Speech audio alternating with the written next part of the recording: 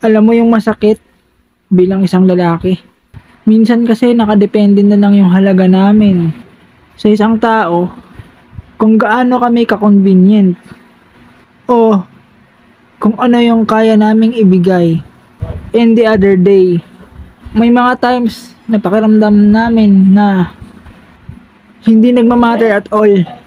Nakakalungkot lang isipin na hindi masyado na pagtutuunan ng pansin yung feelings naming mga lalaki. Payag ako na iwan mo ako. Payag ako na ipagpalit mo ako. Pero kapag nakita kitang umiiyak nang dahil sa kanya, isa lang ang masasabi ko, halika nga dito at babawiin na kita. Timang ka kasi ay, alam mo namang mahal na mahal kita, naghanap ka pa ng iba. Sorry sa ugali ko. Sorry ha, kung minsan makulit ako. Sorry kung nasaktan kita. Sorry kung ako yung dumating sa'yo. Sorry sa lahat-lahat. Alam ko nakakapagod akong mahalin.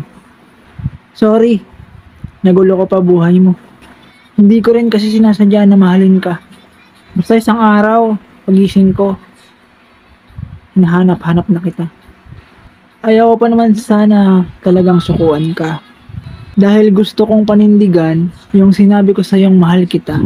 Pero, masyado mo akong binibigyan ng dahilan para sukuan ka. Di ako gwapo. Hindi rin ako maparmang tao. Hindi rin ako mayaman. Eto lang ako. Ugali lang ang meron ako. Medyo masama pa. Pero, wala akong balak baguhin yun. At syempre, dun lang ako sa babaeng tanggap ako. Sa kung sino ako. Sa kung ano ako. So, paano? Take care. Every time na sinisin lang ako o ini-ignore yung message ko, parang nahihiya tuloy ako. I mean, parang ang trying hard mong kausapin nila. Tapos, marirealize mo na lang na parang ayaw ka naman pala nilang kausap. I feel so unworthy. Para akong nadadown sa sarili ko.